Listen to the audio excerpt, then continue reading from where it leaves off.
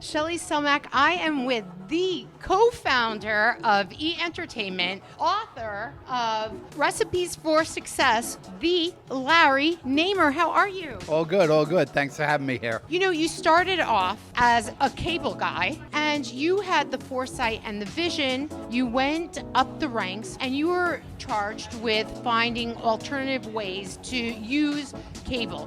Right out of college, I got a job at Manhattan Cable when nobody knew what cable was. I had to go in the sewers of Manhattan, put the wires together, and they paid me $90 a week, which I thought was good. And then soon came up the ranks because of your vision. At Manhattan Cable, I quickly worked my way up. I ended up being the director of operations. Then I got recruited to go out in LA, and that's where I first had the idea for E. And you had the vision. You had 61 channels that you had to fill. Then there weren't 61 channels around, but the cable system had the capacity for 61.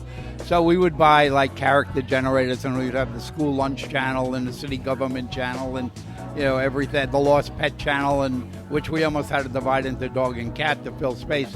But when you're a Brooklyn kid and you're out in LA and everybody's going to parties and premieres and stuff, I would call the studios and say, could you put me on those lists? And they would say, no, you're like the gas company, you're a utility. So me and my friend Alan just started kicking around ideas, and he was saying, I wonder why nobody's done like MTV or the movies. And I'm going, wait a second.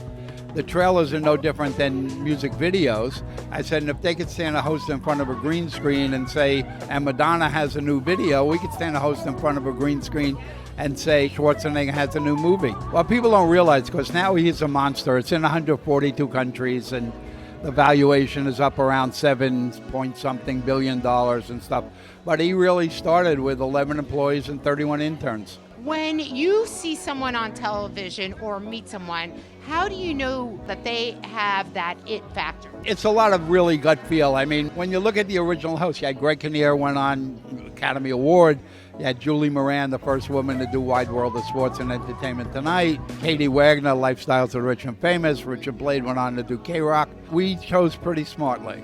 You called yourself a creative, but you're a futurist. You have seen things that really came to fruition. How do you see it moving forward in the future? You can't hang on to what was in the past. You need to really look to where it's all going. AI is, to me, it's a fabulous tool. Why would I not love it and embrace it? The thing that I think people are looking at now is this new thing called vertical drama, which are these 2-minute dramas, and it's the big rage. It reminds me of the old soap operas. Those soap operas are written in 2-minute story arcs. Vertical dramas are written in 2-minute story arcs. So while everybody's shouting, this is new and this is great and we're going to replace, I'm going, no, I've been there and done that already. I know the formula.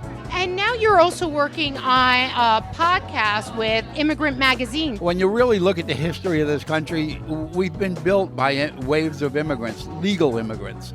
And I think over the last 2 decades, we've lost sight of the fact that there's a huge difference between illegal and legal immigration. So I teamed up with a magazine called The Immigrant. We're doing a podcast. Pamela Anchang is the host. She was the woman who founded the magazine. And they're just very big in the whole immigrant cause. You are absolutely amazing, a visionary, a futurist. What is the best advice you can give to uplift this world? Well, I think first of all, be kind. We're all citizens of the planet. I mean, take care of it. Take care of the people around you, the environment around you, the animals around you.